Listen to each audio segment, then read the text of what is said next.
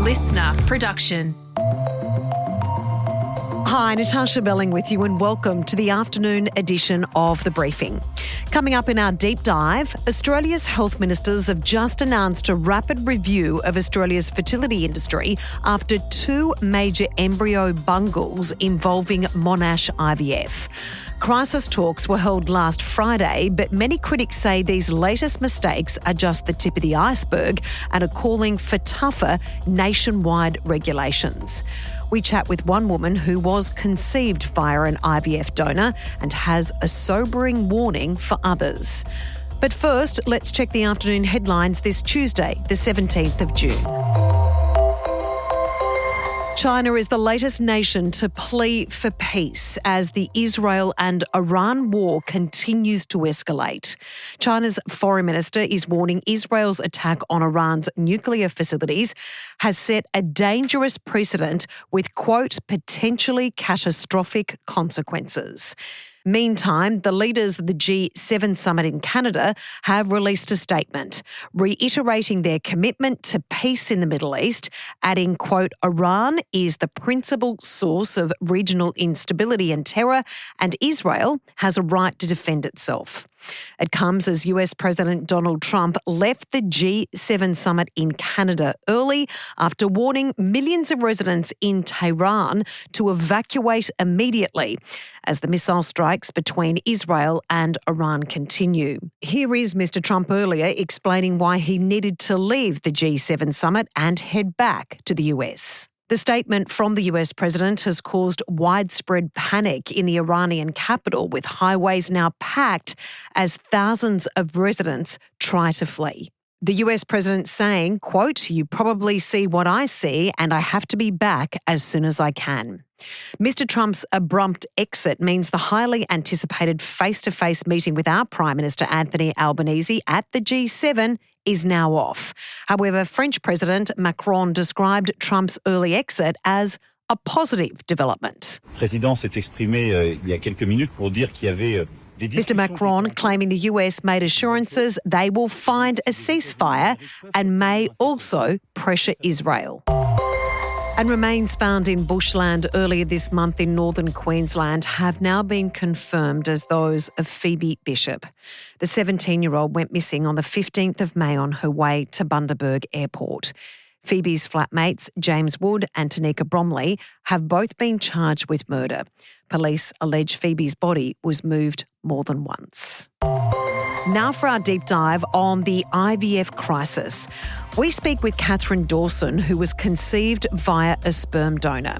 She later found out she has at least 600 half-siblings in one state and alleges a lack of regulations allowed him to also donate sperm at various clinics under different names right across the country. Katherine is now calling for a nationwide overhaul of what she calls an unregulated money-making industry that puts profits before people with horrific consequences. Katherine, thank you so much for joining us on this really important conversation. Tell us about your story. You were conceived by donor sperm, is that correct? That's correct. I was conceived in 1990 and born in 1990, So I found out that I was donor conceived when I was 11. My mum told me. It was a big weight off because I assumed something wasn't quite right.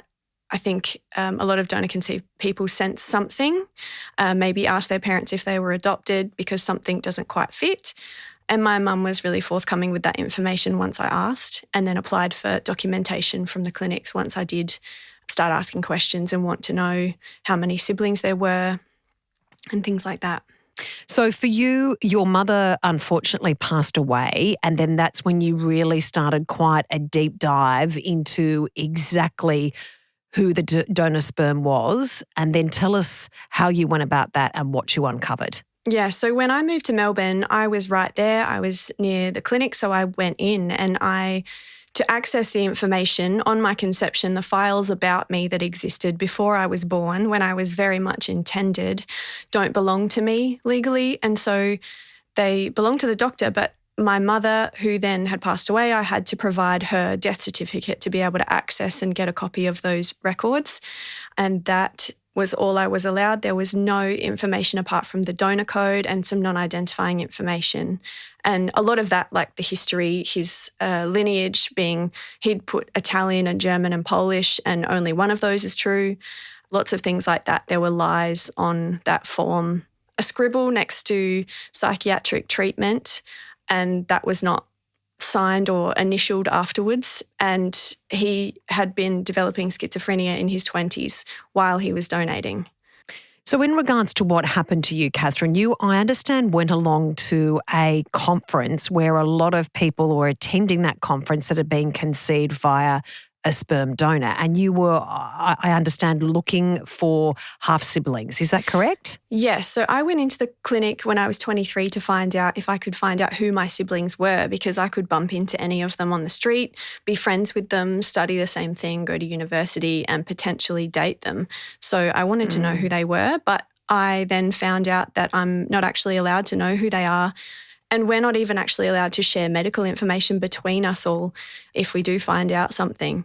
So I went to this conference in 2015 and I met a girl who thought we looked really similar, but she was from South Australia. And I just thought, there's no way that we could be related. All my siblings are in Melbourne. All my siblings were conceived in Victoria. Clinics said back then that they never send any samples of gametes into state. They don't do that. And then yet when we did the DNA testing, she was the first sibling that popped up on my list with a different donor code.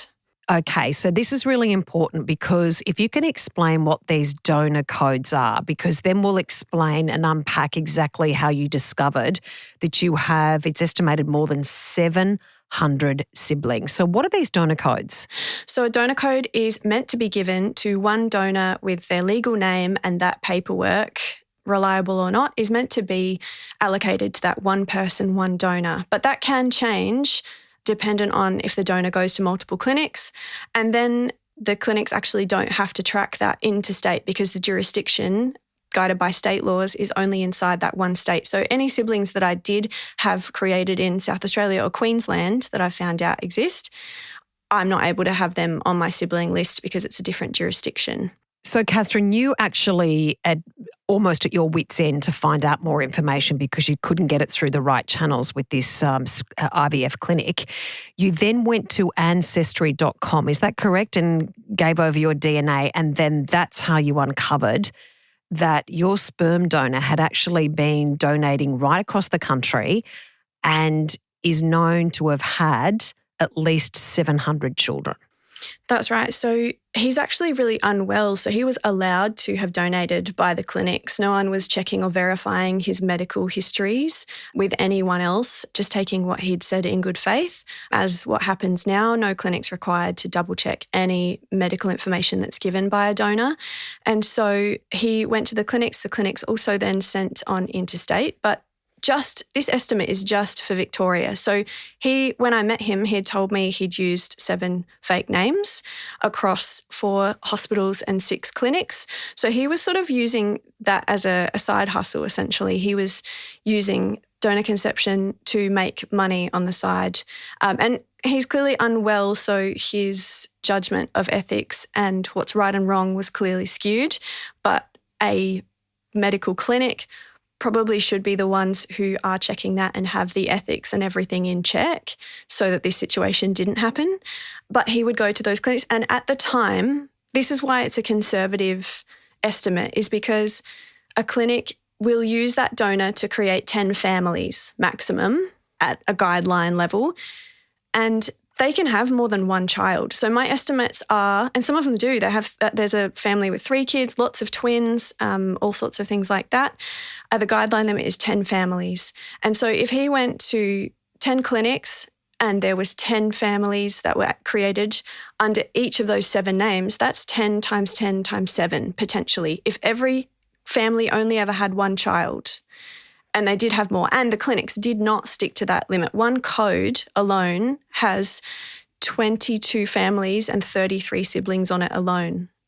So, Katherine, this has really come into the forefront over the last couple of weeks because we've had these standout horrific embryo mix-ups involving Monash IVF, one in Queensland where a woman was actually carrying someone else's child, and another one in Victoria. You believe, because you've been personally in this journey with IVF, you believe these two cases are just the tip of the iceberg on what is going on in this very non-regulated industry. Absolutely. So it's regulated by people who still work inside the clinics. The chair of the regulatory board sold their own practice for $3.5 million. And when I lodged my complaint, which included that clinic, they accidentally hit reply to me instead of hitting forward and said, this doesn't involve that clinic. It can go along. This complaint can then be moved on to someone else. So there's an inability to work emails and then also read my complaint because it did involve that clinic. And then a protection of the clinics inside the regulatory body. Like, is Monash going to lose its license now? Or what does it take for a clinic to lose its accreditation to then take in Medicare funds? Katherine, the big question for so many people right now, because if anyone we know has gone through the IVF process, whether that is using a sperm donor or trying as parents or carers or a couple to fall pregnant, it is a huge emotional and financial journey.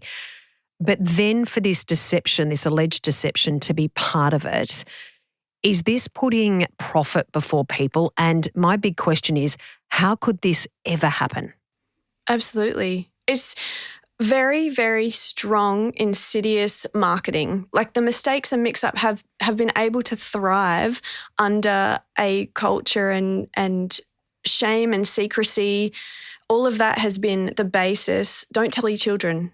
There's a majority of my siblings that are aged between 23 and 43 still don't know. And the way that the legislation is going in South Australia now, I have an avenue where the health minister can reach out to my siblings about serious genetic illness, and I'm trying to use that avenue. And those siblings do not possibly know that they're donor conceived, and they could be going for IVF treatment themselves. There are donor conceived people who have found out that they're donor conceived while they are pregnant with donor conceived children. It's terrifying.